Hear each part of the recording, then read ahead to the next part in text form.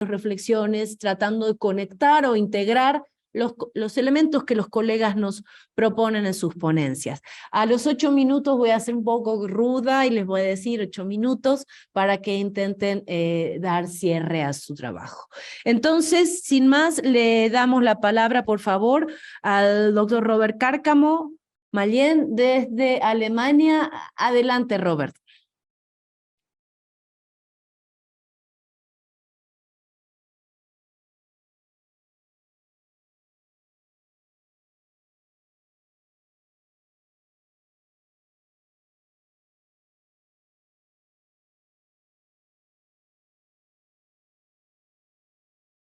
Hola, buenas tardes. Solamente me gustaría confirmar si ya ven la presentación.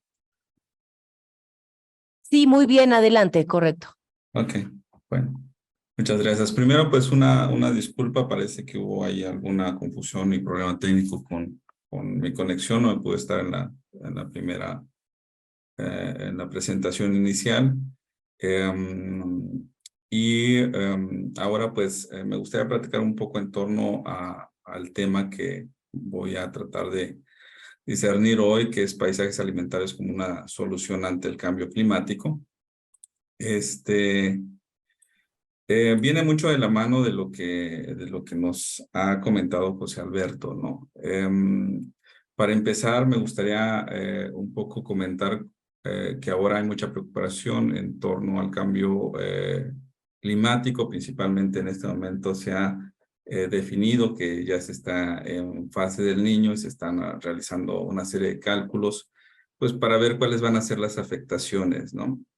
Hay mucha incertidumbre, sobre todo en torno a los principales países que son productores de cereales, cuál va a ser el efecto que van a tener del Niño principalmente.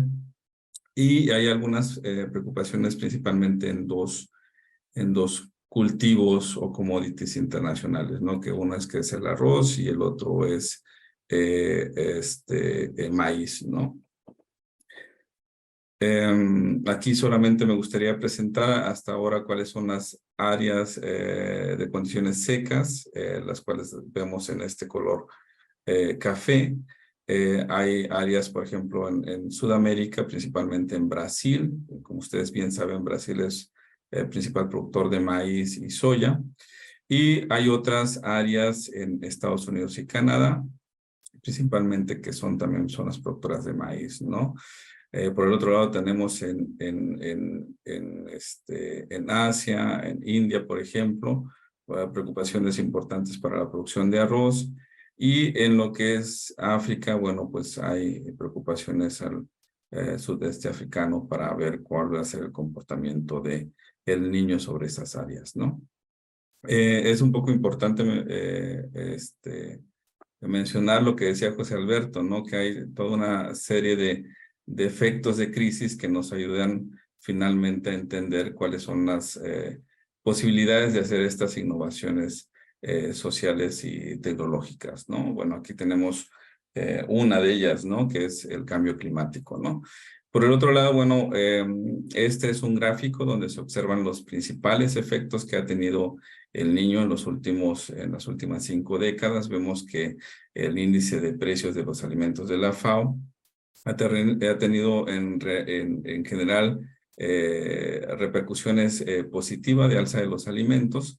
La más notoria fue entre 1994 y 95, con alrededor del 15% sobre el índice de precios de la FAO, lo cual tuvo obviamente repercusiones sobre la seguridad alimentaria y pobreza, ¿no?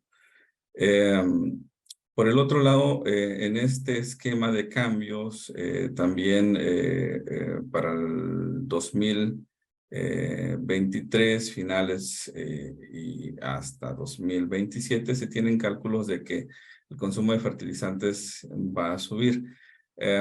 Pareciera que hay como varios indicadores desconectados. Al final voy a tratar de reunirlos porque son parte fundamental el paisaje alimentario, ¿no? El tema de los fertilizantes ha sido todo un tema en este último periodo, 2022-2023, por las repercusiones que trajo la guerra en Ucrania, hubo limitantes para las exportaciones y por ende subida de precios internacionales, ¿no?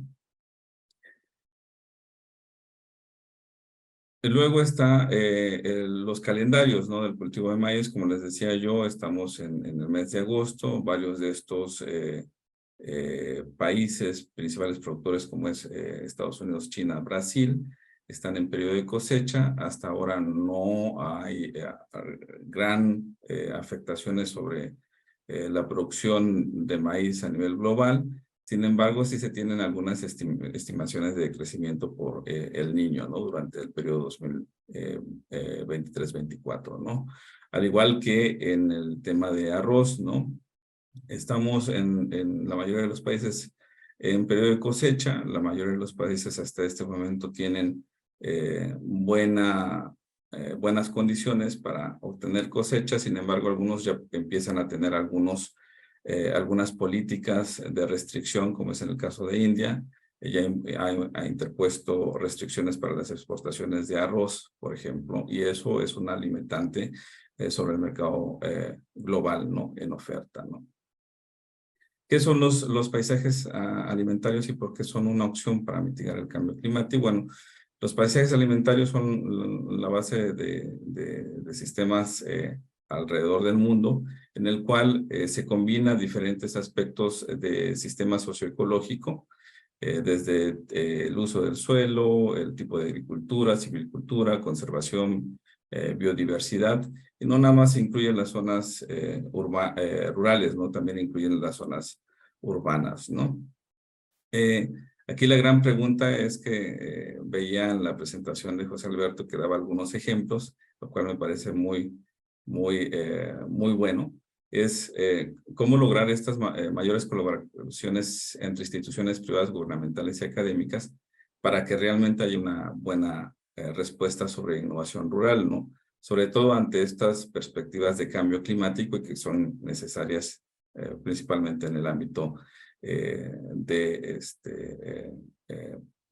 bases de sistemas alimentarios, ¿no? También él hablaba, por ejemplo, de un enfoque inclusivo basado en derechos y participativos, es fundamental. Se dice fácil, pero cuando se ven algunos casos particulares, cómo se ha logrado, son procesos bastante largos en los cuales se pueden establecer estos enfoques inclusivos y participativos, ¿no? Y él hablaba José Alberto hablaba de un tema bastante importante, ¿no? Son procesos de gobernanza, ¿no? Y estos procesos de gobernanza pueden ayudar a los sistemas alimentarios a ser positivos en la medida de innovaciones, desde a nivel organizacional hasta a niveles de entrada de mercados y de entrada de uso de tecnologías para emprendimiento, innovación tecnológica, educación, etcétera, ¿no? Por otro lado, bueno, es importante que cuando hablamos de estos paisajes, bueno, alimentarios, bueno, haya una cierta colaboración de las partes interesadas, ¿no? Particularmente cuando hablamos de comunidades rurales. Hay varios casos especiales. En el caso de México, el Proyecto Estratégico de Seguridad Alimentaria, por ejemplo, que antes llevaba Zagarpa, tenía un componente que era un componente comunitario, ¿no? Y trataba de incentivar a las comunidades rurales que tomaran decisiones a partir de un análisis territorial y a partir de eso, pues hicieran modelos de innovación, tanto de mercado, de los productos que ellos iban a cultivar, como de otras maneras de innovación, ¿no? Sociales, que lograban un impacto, pues, para mitigar y adaptarse al cambio climático, ¿no? 9 minutos, Roberto. Sí, ya es la última. Entonces, solo para finalizar esta presentación que hace José Alberto me parece muy interesante porque pone los temas relevantes que son los procesos de gobernanza para facilitar estos procesos de innovación social y tecnológica. Pero lo importante es, bueno, cómo logramos entonces las diferentes instituciones, no nada más académicas, sino gubernamentales, pues lograr favorecer esta tendencia, ¿no? Y sobre todo favorecer esta tendencia ante esta crisis de cambio climático, ¿no? Lo dejo aquí, muchas gracias. Muchas gracias, Robert. Vamos a dar lugar a la siguiente ponencia, que está a cargo de Mónica Ansaldo desde San Luis Potosí. Adelante, Mónica, gracias. Ok, buenos días a todas y a todos los que están presentes virtual y en la sala. Bueno, primero, ¿sí se ve ya la presentación? Sí, muy bien, Mónica. Ok, es que no veo muy bien aquí. Ok. Bueno, agradezco a los organizadores, a la red y a todos los que están presentes el día de hoy. Voy a comenzar porque ya veo que está así muy estricto el tiempo. Bueno, el tema que yo les voy a presentar es una pregunta, ¿no? Una pregunta de investigación que estoy empezando. Apenas voy en la primera etapa del proceso de investigación, entonces voy a dar algunos resultados, ¿no? Entonces, la pregunta de investigación es si puede la digitalización agrícola contribuir a la soberanía alimentaria de México, ¿no? Bueno, en realidad es la investigación en digitalización agrícola, como lo vamos a ver más adelante. Digitalización de la agricultura, bueno, hay varios conceptos, los podemos encontrar en la literatura. Sin embargo, bueno, yo tomo de Lawrence Clerks y colegas, en donde nos dice que es un proceso sociotécnico, ¿no? Eso hay que considerarlo siempre, ¿no? Dentro del ámbito en el que nosotros estamos, porque el proceso sociotécnico tiene implicaciones, ¿no? Que quiere decir que va a tener cambios en las prácticas productivas, en las relaciones comerciales, económicas y sociales, en donde se lleven a cabo estas innovaciones o estos procesos de digitalización agrícola, pero sobre todo también en el ámbito político, ¿no? En el ámbito político entendido como la elaboración de policies, ¿no? De políticas públicas, pero también en el ámbito de las tensiones, ¿no? De las cuestiones de aquellos que se ven interpelados por la digitalización, ¿no? Entonces, bueno, este proceso sociotécnico que es la digitalización de la agricultura, consiste en términos muy generales en intensificar el uso de innovaciones digitales, intensificar el uso de datos de tipo agronómico, económico, financiero, regulatorio, o sea, como normas fitosanitarias, nuevas regulaciones, información sobre el clima, información sobre el suelo, etcétera, para la toma de decisiones en la producción, en la distribución y la comercialización de productos agropecuarios. El contexto en el que se encuentra el proceso de digitalización es realmente muy importante, muy interesante, pero también muy preocupante, ¿no? Porque se encuentra pues en el marco de la crisis global de los sistemas agroalimentarios que todos ya conocemos. La digitalización agrícola avanza, ¿no? en este proceso de crisis donde se menciona que debe de haber una transformación de los sistemas agroalimentarios, pero hay diferentes voces, diferentes actores, diferentes intereses que quieren llevar hacia un lado o al otro la transformación de los sistemas agroalimentarios, ¿no? Entonces, en medio de estas controversias, hay entre los que promueven a la digitalización agrícola como una alternativa casi única, ¿no? Como la más apropiada para la sustentabilidad y afrontar esta crisis de los sistemas agroalimentarios. Entre ellos, bueno, tenemos aquí, les coloqué algunos reportes muy importantes que son del Foro Económico Mundial, algunos documentos de la FAO y este evento de la Cumbre de los Sistemas Agroalimentarios, que también es un importante foro de gobernanza global en donde se impulsa la digitalización agrícola y otras tecnologías, ¿no?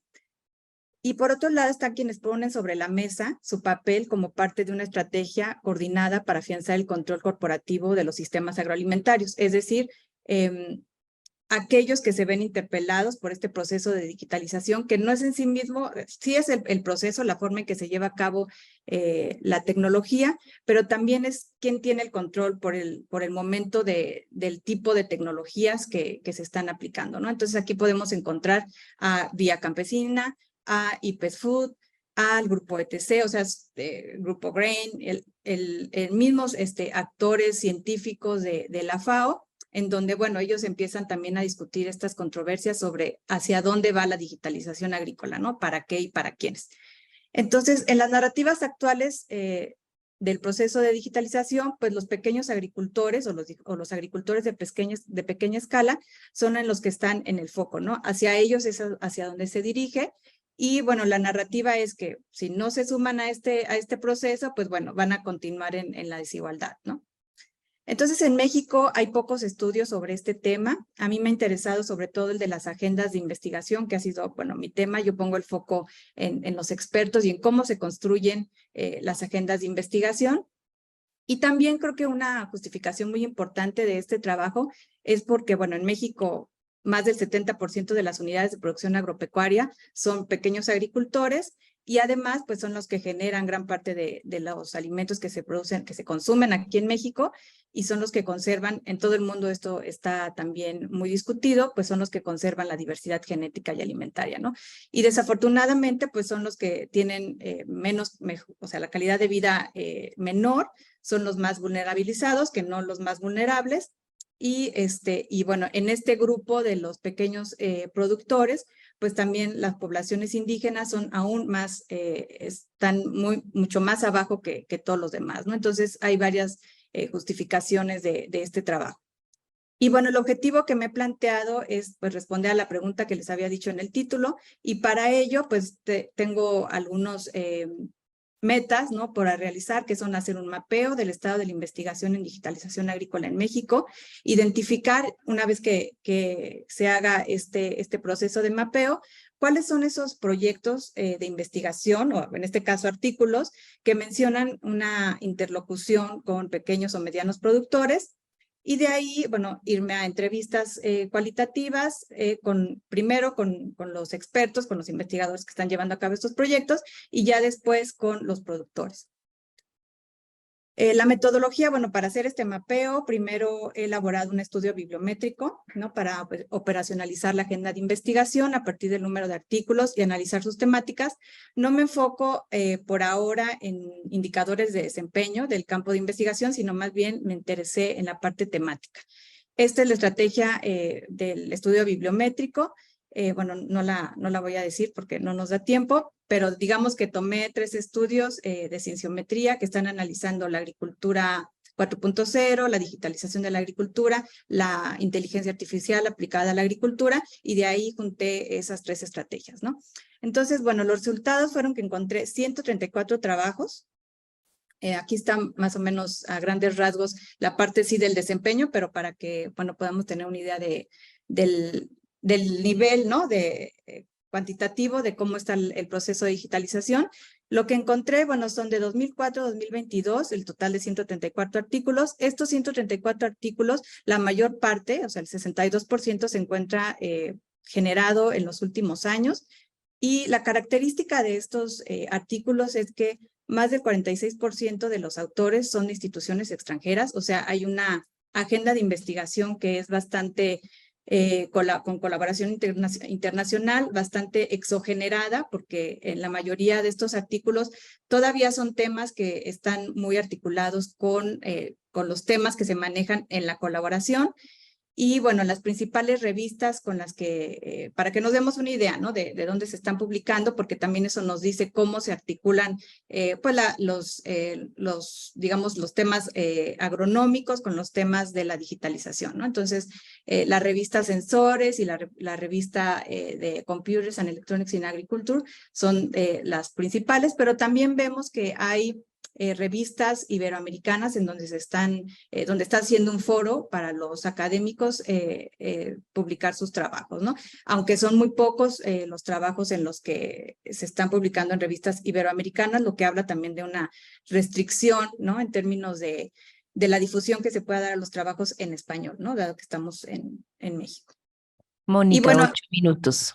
Ay, Dios mío. Bueno, no me va a dar tiempo, pero esta es para que tengan una idea también de dónde están las capacidades científicas, pero esta parte me parece muy interesante. Quienes están digamos, más bien a la vanguardia de la producción de investigación en este tema, pues es la Universidad Autónoma de Querétaro, el Instituto Tecnológico de Estudios Superiores de Monterrey y el CIMIT. Esto me parece muy importante, ¿no? Porque el CIMIT, pues, es un organismo internacional muy enfocado actualmente en impulsar la digitalización agrícola y otras tecnologías, y el que lo tengan, bueno, aparte de su sede está aquí en México, en Texcoco, entonces, pero es un jugador, ¿no? Está siendo un actor que está imponiendo también una agenda, ¿no?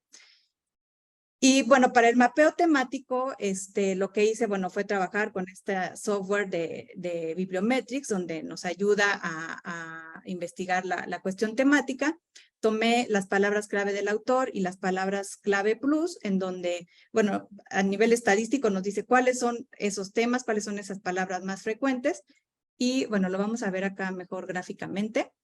Este mapa temático que nos permite el software, pues nos dice que hay 8 clústeres, ¿no? 8 clústeres 8 clústeres temáticos, en donde los más importantes aquí en México los que se están enfocando, pues son agricultura de precisión, procesamiento de imágenes, análisis de imágenes, algoritmos. Estos son como los temas que tienen mayor centralidad y mayor densidad. Los temas motores se les llama de acuerdo a esta teoría de Michel Calón en la que está basada este mapeo. Y me parece interesante porque los temas periféricos, que son aquellos que no tienen un papel muy importante para el desarrollo del campo en términos técnicos, pero tienen un papel muy importante internamente, ¿no? Y aquí vemos aparecer los pequeños productores, ¿no? O sea, los trabajos que se están realizando en México, algunos están enfocados a pequeños productores, pero en la India, ¿no? Que tiene que ver con el CIMIT. Y también en Alemania, que tiene que ver con las colaboraciones del TEC de Monterrey, ¿no? Entonces, como les comentaba, vemos una tendencia a una agenda de investigación más bien exogenerada, en donde, bueno, nos invita pues a pensar qué políticas podemos tener para que esta agenda se enfoque más a la cuestión nacional. Y bueno, el mapeo cualitativo, ya voy a cerrar. ¿Cómo lo hice? Bueno, tomé estos 134 artículos, los revisé de manera manual y lo que hice, bueno, fue establecer unos criterios para aquellos que voy a seleccionar, que es que el autor indicara que la investigación está dirigida a productores de pequeña o mediana escala y que las investigaciones estuvieran vinculadas, o sea, territorializadas con una localidad o un producto agroalimentario, ¿no? Entonces, para que se den una idea del tipo de artículos que seleccioné, bueno, está que es minería de datos impulsada por Internet de las Cosas para una producción inteligente de cultivos en el sector campesino, ¿no? Entonces, bueno, son ese tipo de proyectos los que seleccioné. Estos son los proyectos. Están muy enfocados, por ejemplo, en maíz, en Guanajuato, Oaxaca y Veracruz, en Chile, jalapeño y habanero en Guanajuato. O sea, son proyectos sobre digitalización que pueden ser aplicaciones, que pueden ser monitoreos, aplicaciones sobre Internet de las Cosas, uso de drones, ¿no? O sea, son diferentes tipos de aplicaciones. También en limón persa, en agave para tequila en Jalisco. Bueno, aquí podemos analizar muchísimas cosas en términos de que son productos sobre todo para la exportación, o sea, hay mucho que analizar en esta parte. Y bueno, en la siguiente etapa, que es en la que voy a empezar, pues es ya empezar el trabajo de campo con las entrevistas a los líderes de los proyectos, de estos 14 artículos identificados, hacer entrevistas en profundidad, identificar también a los productores con los que están vinculados y, bueno, conseguir financiamiento, ¿no? Porque si no, no voy a poder hacer la investigación. Y eso sería todo. Muchas gracias. Muchísimas gracias, Mónica. Otro elemento de contexto más que no lo podemos ignorar, que es la digitalización, la inteligencia artificial y cómo esto puede impactar en los procesos de innovación, sobre todo en territorios en desventaja y qué puede ocurrir con las brechas que de por sí ya existen.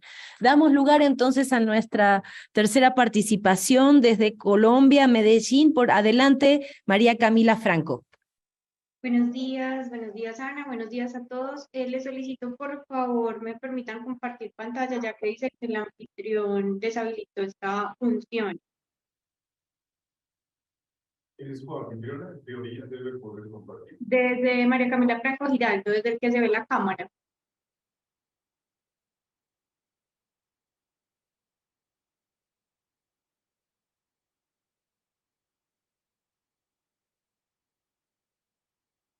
Le le puedes comentar si lo intenta ahora. A ver si lo puedes intentar de nuevo, Camila. No, aún no me deja. No le deja compartir.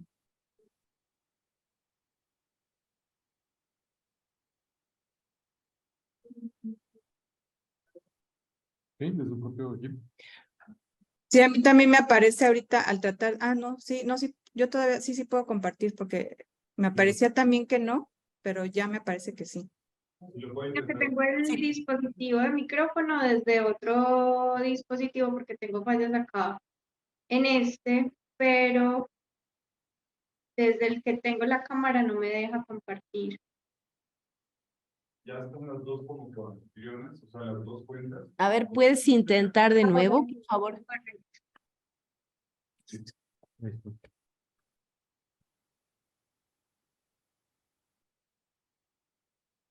Yo creo que ahí ya la están viendo, ¿cierto? Ya se ve, gracias. Ok. No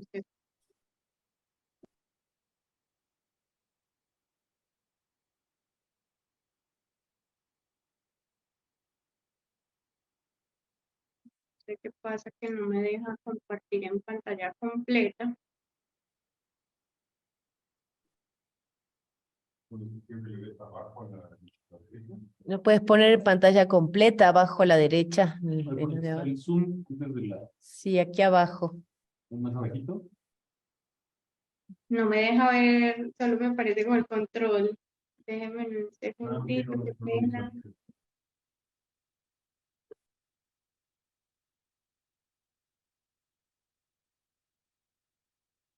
Un segundo que no me quiere dejar oprimir el botón de pantalla completa. Si no hice el caso, Aquí se ve bien, de todos modos, se ve como en pantalla grande. se ve bien ahí. Ujú. Y bueno, correcto. Entonces, se las voy a compartir así. Bueno, les cuento, el día de hoy yo les voy a hablar acerca de soluciones globales a retos locales para temas de agroindustria en la ruralidad del distrito de Medellín, Colombia. En este caso, yo les voy a hablar precisamente de una estrategia de ciudad que son los nodos de innovación especializados.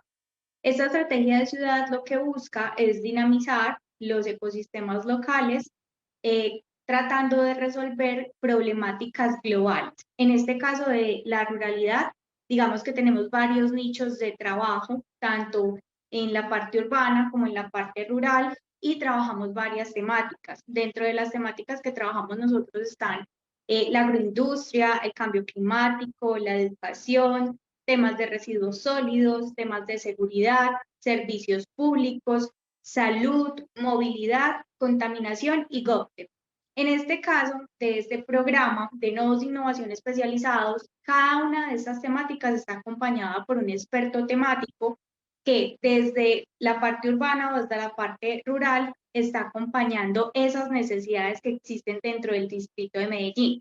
En mi caso, yo apoyo el nodo de agroindustria y digamos que los voy a poner un poquito en contexto de cómo funcionamos y quiénes participan precisamente de estos nodos de innovación especializados. Ahorita José nos hablaba un poco acerca del tema de la innovación abierta y precisamente en nodos de innovación especializados trabajamos con innovación abierta haciendo un trabajo colaborativo a través de la participación de los actores de la quíntuple hélice. Aquí todos los actores, tanto la empresa, la universidad, el Estado, en general la academia, ¿cierto? Cuando hablamos de universidad, la ciudadanía y esos actores internacionales, sean de cooperación, ONGs, fundaciones, son importantes para que el ecosistema de innovación funcione de una manera dinámica. Entonces, aquí nosotros lo que hacemos es conectar las necesidades que existen en un territorio con unos solucionadores que en este caso podrían ser esos actores de la quíntuple hélice y son quienes van a brindar precisamente una solución global a una problemática que existe en el territorio. ¿Cómo funcionamos en nodos de innovación especializados? Entonces nosotros socializamos precisamente el programa, la estrategia con todos esos actores y luego de eso hacemos un levantamiento de necesidades donde los actores que se encuentran en cada uno de los territorios nos dicen cuáles son las necesidades específicas que se encuentran. Y a partir de allí hacemos una depuración, una categorización y una priorización. ¿Para qué? Para definir un top 10 de cuáles son los principales retos o necesidades del contexto de ciudad o de ruralidad que necesitamos resolver. En el caso de agroindustria, digamos que hemos venido trabajando con retos de tema de la ruralidad precisamente, con temas de innovación rural, y a partir de esa priorización que estimamos con actores del nodo, acá todos participan haciendo una priorización, se comparten unos formularios donde la gente puntea cuáles son las principales necesidades, lanzamos ya unas convocatorias para solucionar retos. Aquí precisamente los que solucionan los retos son esos actores de la quíntuple hélice. Lo pueden hacer con proyectos en alianza, líneas de investigación o en algunas ocasiones a partir del gobierno de acá de Medellín, del distrito, la alcaldía de Medellín, se generan unos recursos para que sean ejecutados por solucionadores y generemos soluciones con prototipos, productos mínimos viables a las necesidades que existen en la ciudad. Los pongo un poco en contexto de cómo es Medellín y cómo es su ruralidad. El 70% de la ciudad de Medellín es rural, el 30% es urbano, ¿cierto? Donde vemos pues ya como ese tema más de industria, pero contamos con 5 corregimientos. Estos 5 corregimientos están alineados sobre todo con temas de producción agropecuaria, producción agroindustrial, pero digamos que también hay unas dinámicas generalizadas en temas de salud, de educación, cambio climático, que también van alrededor pues de todo el tema que estamos hablando. El año pasado tuvimos unos levantamientos precisamente de necesidades y tuvimos 2 necesidades acompañadas. Acá está la primera necesidad que tuvo un acompañamiento, pues digamos, con un recurso público, y esa necesidad que nos planteaban los actores de la ruralidad nos decía cómo ayudar a los productores agropecuarios de los corregimientos de Medellín para mejorar la productividad de forma sustentable y rentable. Aquí vemos que ya las personas están siendo un poco más conscientes de que su producción no se puede basar solamente en una manera tradicional, sino que se deben generar temas de sustentabilidad, sostenibilidad, pero también pues que sean rentables.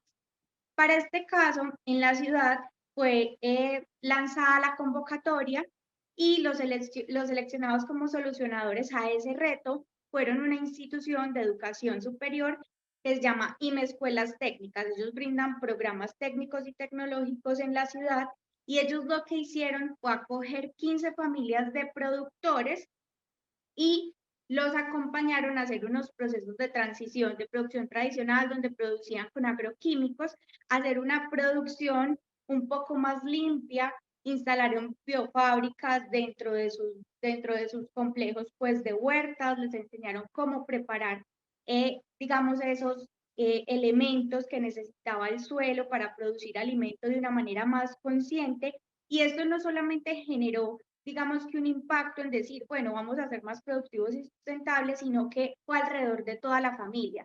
Aquí estuvieron los niños participando de las actividades, aprendiendo, antojándose un poco más de lo que es la ruralidad y es el campo, entonces aportamos también a temas de relevo generacional.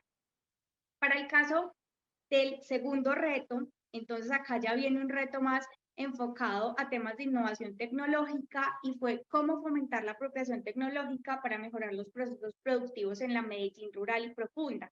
¿A partir de qué? De tecnologías emergentes y disruptivas.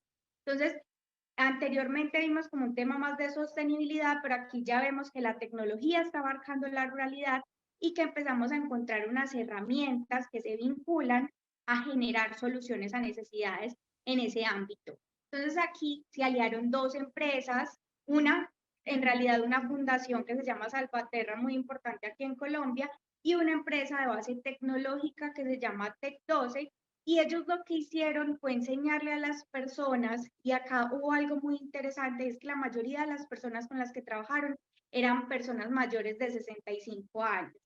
Entonces incluyeron esas personas mayores de 65 años, pero también a sus familias completas y que aprendieran sobre tecnologías de agro 4.0, cómo las podían usar como herramientas para toma de decisiones y cómo romper barreras en el uso de tecnologías. Y la verdad hubo, digamos que unos resultados muy importantes y muy interesantes porque la gente apropió las tecnologías cambió de usar su celular solamente para escribir un mensaje, ver una red social, y empezó a usarlo también como una herramienta de toma de decisiones dentro de su cultivo y las necesidades que existen alrededor de él.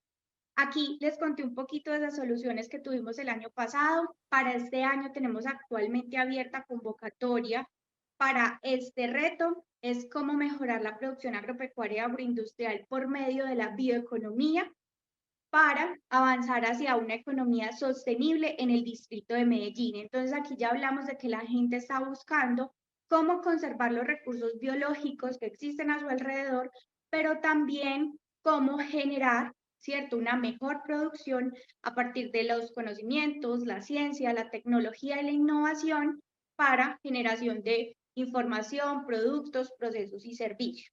Además de esa necesidad, ya como para ir terminando, tenemos otras necesidades para este año, que son, digamos, necesidades muy enfocadas en temas de la ruralidad y que no solamente es una necesidad de los productores agropecuarios, y son temas, por ejemplo, de cómo formo una empresa, cómo me puedo asociar, temas de producción de alimentos limpios y orgánicos, temas de autoabastecimiento alimentario.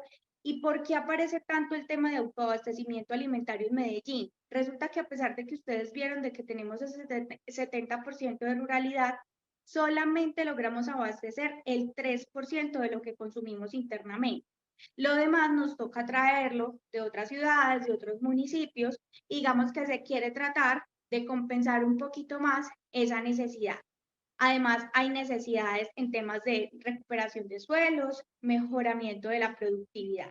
Finalmente, para hacerles una invitación y a partir de la red, a partir de los participantes de la red, y es que aquí pueden participar todos los actores. Todos los actores pueden estar en este ecosistema. ¿Cómo se participa? Hacemos unos encuentros mensuales, unos workshops trimestrales, tenemos unas ferias de soluciones y manejamos todo el tema con el ecosistema como tal de innovación. Entonces aquí finalizo con esta invitación. Si quieren, pueden ponerse en contacto con nosotros, visitar nuestra página, visitar nuestra landing y acceder precisamente a generar soluciones a necesidades de ciudad, no solamente para el distrito de Medellín, sino en general para donde lo estemos buscando. Muchas gracias. Muchas gracias, Camila. Creo que el factor de contexto es la relación rural-urbano, y creo que el ejemplo que están teniendo como estrategia la Alcaldía de Medellín es sumamente interesante. Entonces, el último participante en la mesa, José Alberto Solís Navarrete, adelante. Gracias, Ana. Un segundo. Sí, claro. Con sí, se puede estar cambiando, ¿verdad? En Canva. Sí. Sí, ok. Gracias. Ya, un segundo.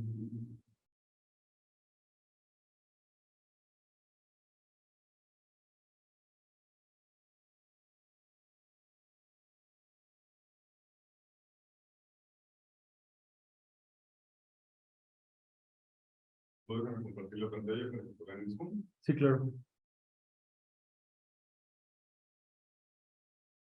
Listo. Si quieres probar el control.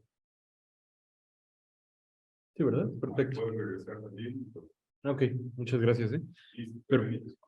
Perfecto, bueno, pues les voy a hablar de este tema, que parte de una investigación con una doctorante del posgrado en Desarrollo y Sostenibilidad de la Universidad Michoacana, de la Facultad de Economía, que se denomina Externalidades de la Producción Agrícola Industrial y su impacto en la sostenibilidad. En ese sentido, bueno, pues lo que se está exponiendo aquí es una de las propuestas de esta investigación, ¿no? Como parte de este trabajo relacionado con el tema de políticas públicas. En este sentido, bueno, pues es precisamente una problemática que existe en el espacio rural relacionada con la actividad agrícola, ¿no? Cada vez hay más demanda de alimentos, hay una reconfiguración hacia actividades intensivas, ¿no? Basados en precisamente ahorita lo que comentaban, ¿no? En la aplicación de tecnologías para producir mucho más alimentos y distribuirlos. Y ello reconfigurando a su vez una mayor participación en las cadenas globales anuales de valor, ¿no? Lo cual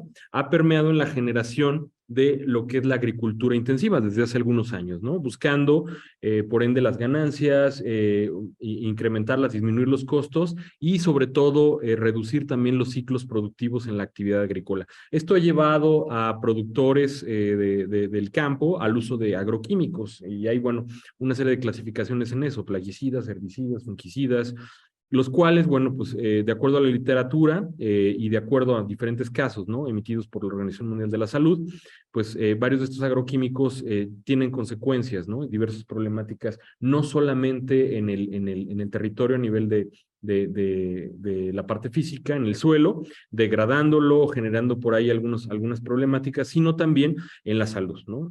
Por lo tanto, estamos hablando de un tipo de externalidad que está ocasionando daños de salud y medio ambiente, ¿no? Para esto es necesario proponer la intervención del Estado, algo que ya se planteaba desde hace muchos años, a través de políticas públicas. El énfasis aquí sería la transversalidad, no solo para corregir estos fallos de mercado, sino también generar mecanismos que involucren a la población y favorezcan mejoras socioambientales a través de la innovación rural. En ese sentido, el objetivo de este trabajo es plantear estos mecanismos de política pública para favorecer la emergencia de innovaciones rurales, ¿no? De estas externalidades que se están generando por el uso de agroquímicos en la agricultura intensiva. Pero bueno, ya les hablaba del tema de externalidades ahorita en la otra conferencia. Pero las externalidades, bueno, pues son parte de los fallos de mercado en los cuales pues no se alcanza el bienestar y el equilibrio, ¿no? Hay situaciones que merman el beneficio colectivo, los cuales, bueno, tienen diferentes clasificaciones. Estas tres son las principales. Los bienes públicos, es decir, bienes no excluibles y sin rivalidad en el consumo, una carretera, un foco por ahí, lo que es la seguridad pública, el ejército, ¿no? Son bienes que, bueno, son apropiables por el Estado para distribuir los diferentes servicios. Tenemos los fallos en la competencia, y ahí, bueno, los más comunes, el monopolio, el oligopolio, la existencia en el mercado de pocos oferentes, pero también de la parte del consumo, de pocos uno o pocos demandantes. En este caso, el monopsonio, el oligopsonio son los términos, ¿no? Y finalmente tenemos las externalidades, de lo cual trata esto, que es los costos externos que no son soportados o no existe la compensación a terceros y que afectan el bienestar de terceras personas. Lo tengo acá también. Gracias. Ok, ahí están los tres. Entonces, para la internalización de externalidades, es decir, cómo soportar estos costos, ¿no? Y cómo los debe absorber quien está generando esas externalidades. Bueno, hay una teoría que dice, bueno, hay formas de internalizar estas externalidades. Las más comunes son la internalización directa, a través de impuestos, ¿no? Que pueden ser regulaciones cualitativas, sanciones, regulaciones cuantitativas, transferencias, es decir, compensar a quienes han sido afectados, ¿no? En algún término, ¿no? Por este tipo de externalidades. Y finalmente a través de precios, ¿no? Y ahí, bueno, pues también tiene que ver con regulaciones que involucre en aumentar los costos ambientales o sociales de este tipo de daños. Imagínense si esto lo llevamos, por ejemplo, a la producción del aguacate. ¿A cuánto sería el kilogramo al tratar de internalizar los costos socioambientales generados por el aguacate, ¿no? Pues prácticamente sería un producto pues casi inalcanzable, ¿no? En este sentido también se puede hacer de manera indirecta. De manera indirecta es a través de precios sombra, ¿no? Y de precios sombra es un método para internalizar las externalidades. ¿Me fui atrás?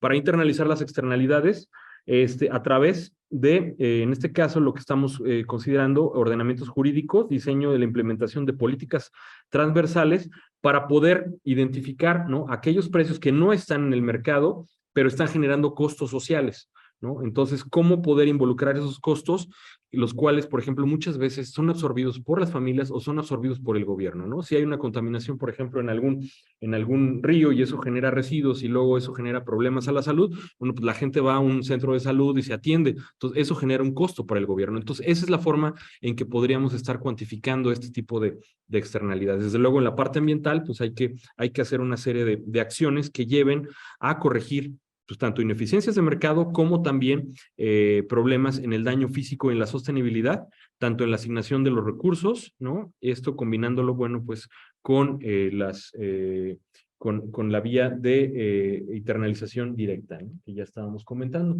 Entonces, puse 8, son 9 etapas para la emergencia de innovaciones rurales basada en esta propuesta, sobre todo en territorios agrícolas donde la agricultura es intensiva. Bueno, primero es generar ordenamientos jurídicos compensatorios para establecer acciones transversales entre diferentes dependencias nacionales y estatales. ¿Cuáles serían? Bueno, naturalmente, el SADER, también sería la Semarnat, la Secretaría de Salud y el INEGI, ¿no? Capacitar y formar consejos ciudadanos para la gobernanza y la vigilancia, ¿no? Y finalmente, desagregar el seguimiento a través de las personas. Construcción de observatorios, ¿no? También que involucren a las personas en las mediciones, que se les enseña a generar estos indicadores, tanto de salud, de contaminación, de uso de suelo, de producción agrícola y de agroquímicos. Generar un padrón de salud georreferenciado, ahí, bueno, intervendría el INEGI, y la Secretaría de Salud, con lugar de procedencia y actividad económica, ¿no? Para tener, bueno, pues mapeos de las incidencias y las principales vulnerabilidades, particularmente en el sector salud, que están detonando enfermedades crónico-degenerativas precisamente por el uso de estos agroquímicos, cosa que, bueno, pues no existe. Identificar casos y enfermedades de afectación a la salud, cuya causa puede ser esta, ¿no? El sexto, bueno, pues es el monitoreo de estos indicadores y también de la degradación del suelo. Aquí, bueno, requerimos también del campo ambiental, de los suelos propiamente, de dafología también, ¿no? Para ver las afectaciones y, bueno, ver cuáles serían los costos, en este caso, para la remediación, ¿no? Y para el uso de agua potable, ¿no? Como la contaminación por nitratos, ¿no? Con base en estos puntos anteriores, estimar un presupuesto destinado y ejercido por el gobierno en los 3 niveles para la atención de estos problemas identificados. Obviamente esto sería en el largo plazo. Y con eso, bueno, pues es posible generar diferentes programas, ¿no? Y aplicarlos en el mediano y largo plazo sobre impuestos ambientales por el uso de agroquímicos que busquen compensar los recursos. Finalmente, todo este esquema de gobernanza y de recursos detectados, de problemáticas de costos externos vía externalidades, podemos ya generar incentivos de remediación a través del desarrollo de innovaciones socioambientales en el espacio rural, tanto tecnológicas como no tecnológicas, ¿no? Encaminadas, ya decía, a la remediación, a minimizar el uso de sustancias químicas y mejorar la práctica de conservación de suelo, ¿no? Entonces hablamos de un proceso de participación de actores, de procesos de gobernanza, de involucramiento de la academia en la formación, ¿no? Y en la apropiación, ¿no? Social de identificar estas problemáticas, de monitorearlas y finalmente generar mecanismos para reducir los costos externos y a su vez, ¿no? Que el gobierno que estaba captando, ¿no? Este tipo de remediación, este tipo de atención, pueda generar una serie de programas encaminadas a resolverlo, ¿no? Es un ciclo y bueno, pues esa es la idea de este trabajo, ¿no? De proponer este esquema de innovaciones, de emergencia de innovaciones rurales, de forma de políticas públicas, pues con una transversalidad que impacte directamente en los territorios rurales, ¿no? Y eso sería las 9 propuestas, ¿no? Que les comentaba. Y eso sería nuestro trabajo, ¿no? Muchas gracias. Muchas gracias, José Alberto. Entonces vamos a tomarnos unos minutos para redondear un poco las ideas que se manejaron y abrir una sesión. Adrián, si nos ayudas con los colegas que están en línea o en YouTube para hacer esta sesión de comentarios, preguntas.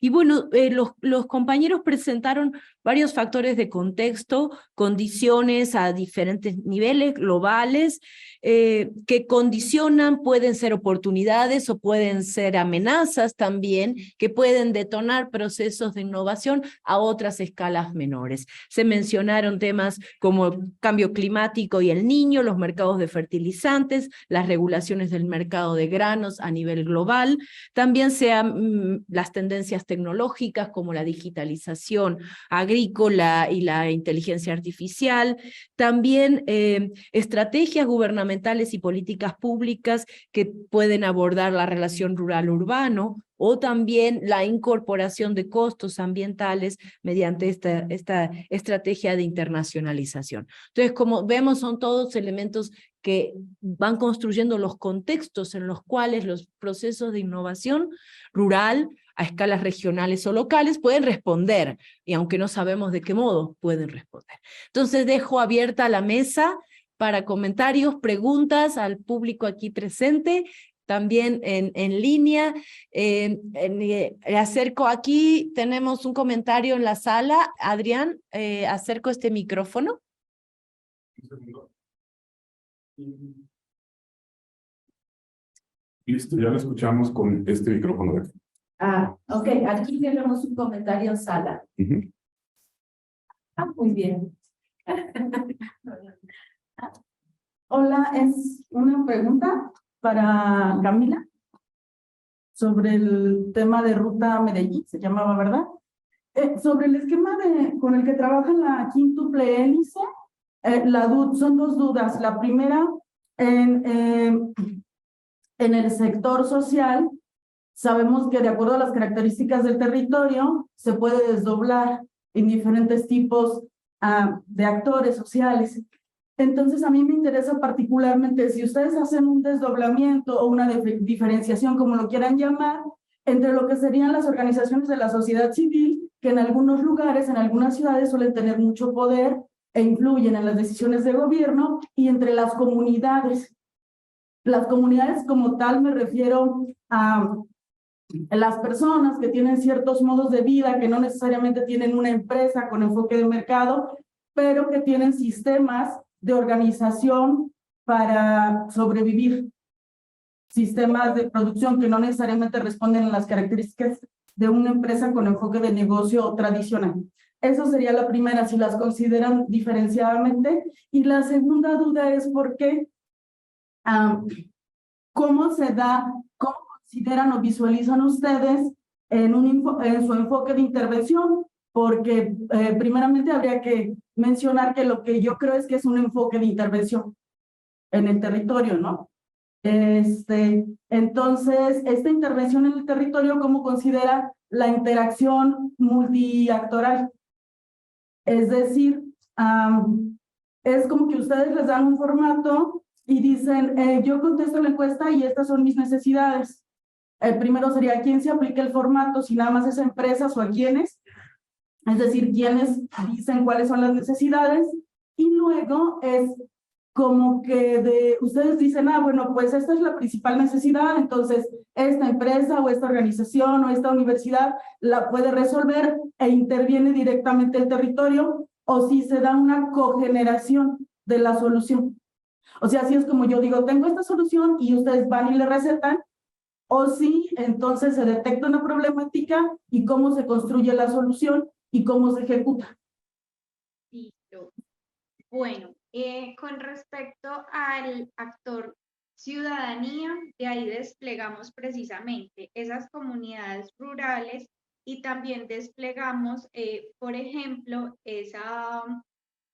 por decirlo de alguna forma, los líderes de las comunidades, sean rurales o sean urbanas. Acá les llaman, por ejemplo, líderes de las juntas de acciones locales, ¿cierto? O líderes de las mesas de productores agropecuarios. Entonces los dos están diferenciados. Es más, de ellos es precisamente que buscamos las necesidades de la ruralidad, porque ellos son los que viven en ese contexto de la ruralidad y conocen el entorno y las personas que viven allí, ¿cierto? A pesar de que, como yo les decía, Medellín tiene 70% de ruralidad, tiene 30% urbano, la mayoría de industrias, empresas están en la parte urbana.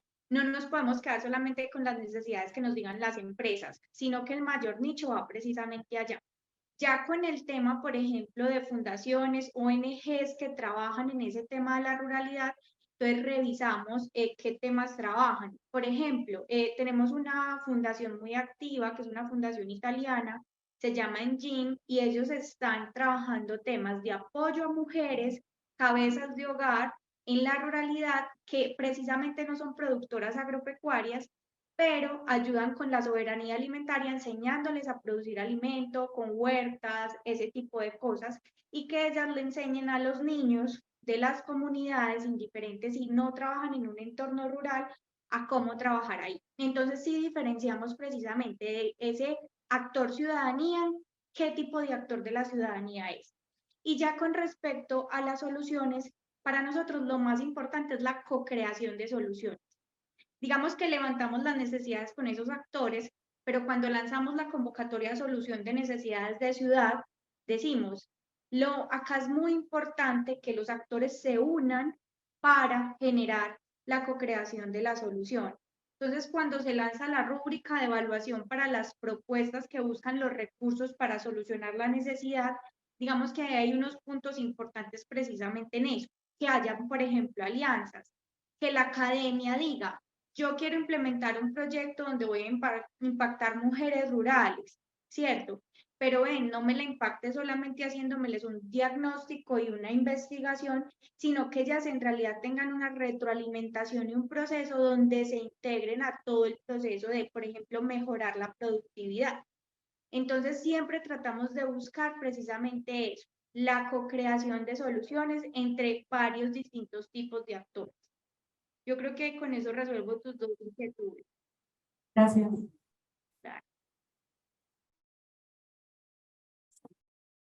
Muy bien, gracias Saraí y Camila. No sé, Adrián, si tenemos alguna pregunta o comentario en línea o en YouTube.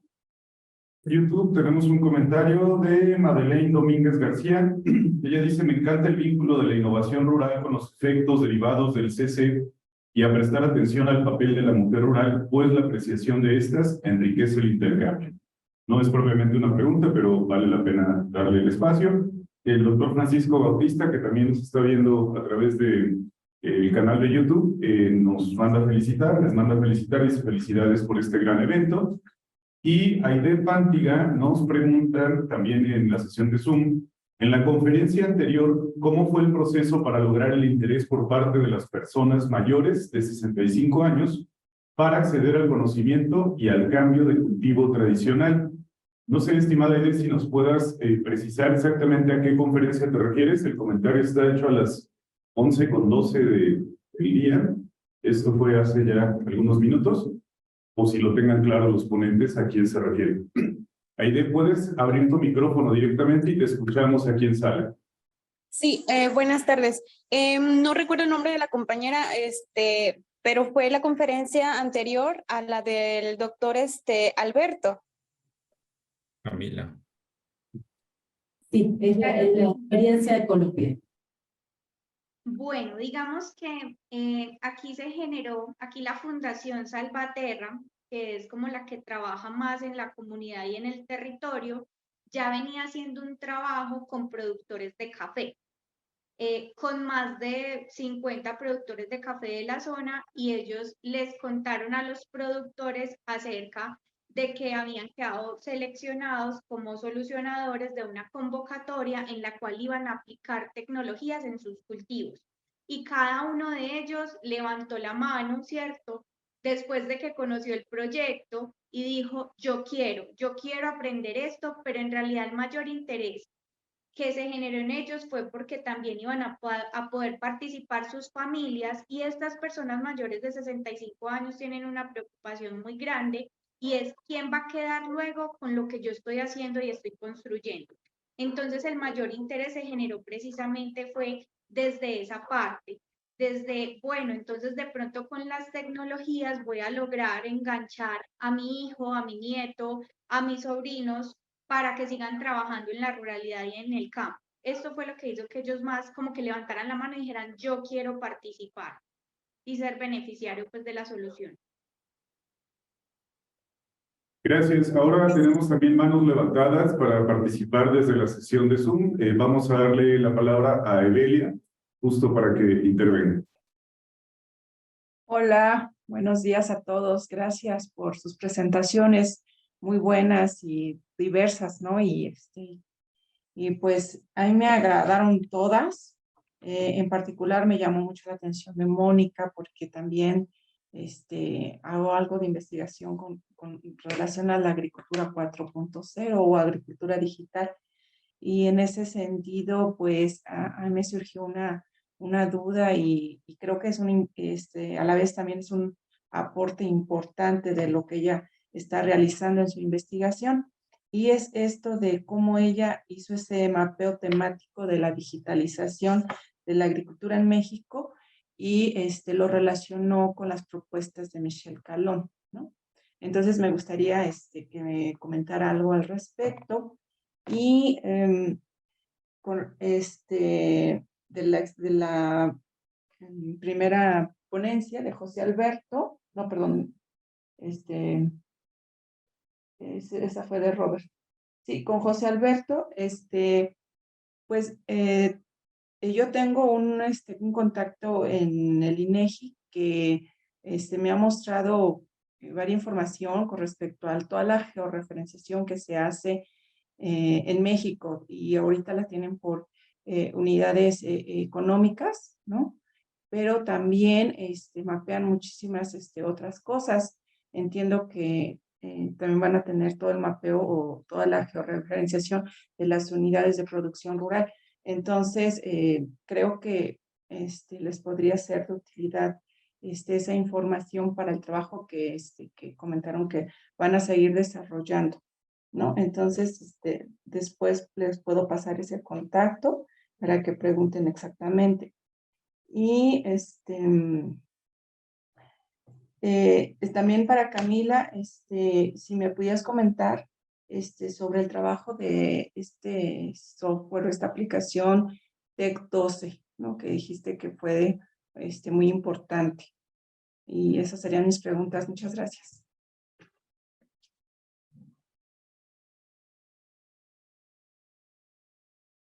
Bueno, le dirigí una pregunta a Robert, justamente, que también tiene levantada la mano. Si gustas intervenir, Robert, responder y a su vez hacer la pregunta que tienes en mente. Muchas gracias. Sí, era una pregunta también un poco para Mónica, sobre los procesos de digitalización que ella está observando. ¿Cuáles fueron como los parámetros que estableció para esta búsqueda, ¿no? Porque sería interesante también ver, vi que ponía algunos ejemplos ahí, de algunos artículos en inglés, y no sé si los parámetros solamente fueron en inglés o en español o en otro idioma. Digo que podría dar otros resultados quizás, ¿no? Gracias.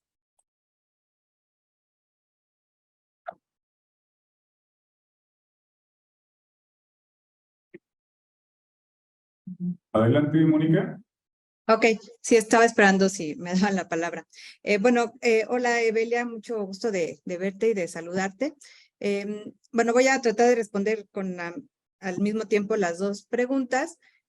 Lo que no me dio tiempo de explicar, esto básicamente es un estudio bibliométrico de la investigación que se hace en México, ¿no? Entonces, aunque estén los artículos en inglés, son investigaciones que se hacen en México, ¿no? Con sede en México, con adscripciones en México, aunque hay artículos con colaboración internacional, ¿no? Entonces, el punto de partida es recolectar de las plataformas de datos, en este caso fue de Scopus, únicamente Scopus, donde recolecté la información a partir de estrategias de búsqueda, una estrategia de búsqueda diseñada específicamente para este trabajo, donde tomé 3 estrategias y las fui aplicando, y después ya junté todos los artículos, ¿no?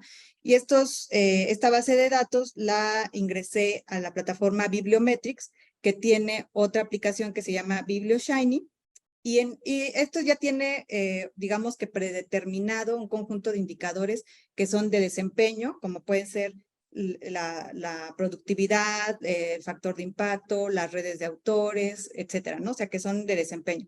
Y tiene otra parte que son los indicadores temáticos. Entonces, de estos indicadores temáticos, hay muchas visualizaciones que te da la plataforma, y trabaja principalmente con las claves del autor, que eso también tiene un soporte teórico en los estudios sociales de la ciencia y la tecnología, que son como, digamos que se ha mostrado en los estudios bibliométricos, que son aquellos que estas claves del autor pues reflejan con robustez los temas que de los que habla el artículo, ¿no?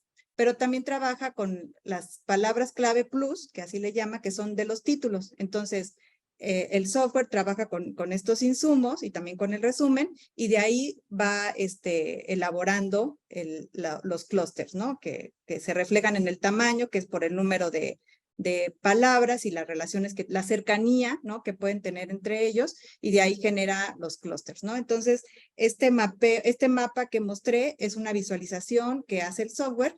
Uno elige qué tamaño puede tener el número de clústeres, y eso fue lo que se presentó para la pregunta de Belia, ¿no? Entonces, este software también está basado en la teoría de redes de Michel Calón, donde determinan un número de cuadrantes y de ahí hace esta división, ¿no? En los de mayor densidad y mayor centralidad, ¿no? Entonces hace esta, digamos, tipología de los clústeres, ¿no? Entonces, los que van a estar como motores son los temas que hay más trabajos ahorita realizándose, que ya, digamos que encuentra más artículos o más palabras clave con esos temas, y los emergentes, ¿no? Que tienen menor centralidad, pero que hay algunos trabajos sobre eso, y los que van,